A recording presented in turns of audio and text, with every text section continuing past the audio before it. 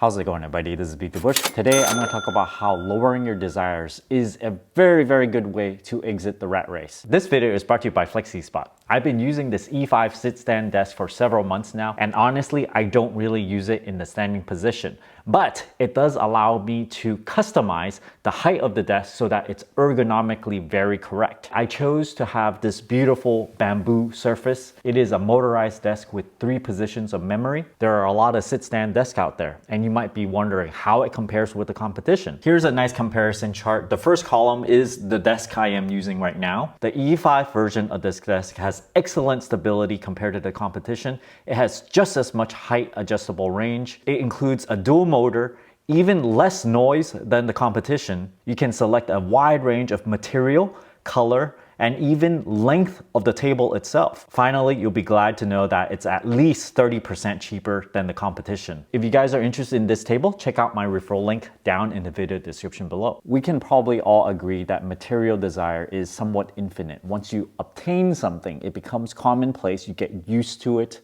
and then you want the next best thing, and then the next best thing, and then forever and ever. For example, for myself, before I even had a car, I wanted a car. Some car, any car, but once you get it, you want something better. Once you get that, it's like, oh, why don't I want a Porsche Boxster? And once you get that, maybe I want a Tesla now. And then now that I have one, maybe I want a Lamborghini. Now, if you want material goods, you probably have to keep on working forever and ever. You always have something more expensive to buy. So you have to set your limit somewhere. And I personally have seen my net worth grow exponentially, and I could keep on working and just keep on pushing it and making it grow ever higher and higher, but when does it stop? You have to ask yourself, when does it stop? It's almost kind of like a Buddhist thing, I feel.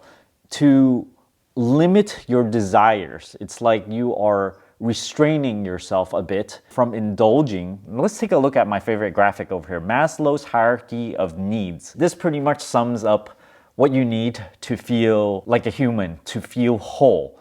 You have basic psychological needs, safety at the next level. Once you have that, you want the next level, love and belonging, esteem, self-actualization. But if you really drill down deep into this, you realize that physiological needs, your food, water, air, shelter, sleep, clothing, all of these could be had for a relatively low cost if you are in the first world country. Because of industrialization, all this mass production makes things very cheap, especially food. Water, you gotta make sure you're not drinking lead, right? You got nice clean water, and you gotta live in a nice neighborhood, which by itself might be quite costly. If you live in a nice neighborhood, you probably will get good education, you'll probably get less air pollution, and you'll probably also get very good safety if you live in a good neighborhood. So all of these things certainly cost money. Nowhere in these hierarchy of needs does it ever say you need a Lamborghini, you need luxury goods, or luxury clothing. What I think people are trying to satisfy here with purchases of those kinds is esteem. Because if you wear in fancy luxury clothing, you're gonna get the recognition of other people, maybe of people at a luxury brand store or other people that cares about luxury goods. Therefore, you may obtain some status, you might get respect. If you wear nice fancy clothing and drive a nice car, you're gonna boost your own self-esteem. So, not that these things cannot buy you esteem, is that I think that's the expensive way to obtain esteem. You can obtain status, recognition, respect, and self-esteem in other ways, which are sort of like a frugal way to get around it, such as indulging yourself in doing things that you like. If you get really good at it, well, you're gonna get status, recognition, you're gonna get respect because you're so good at whatever that you do. And how much does this really cost? It doesn't cost that much to work on those things.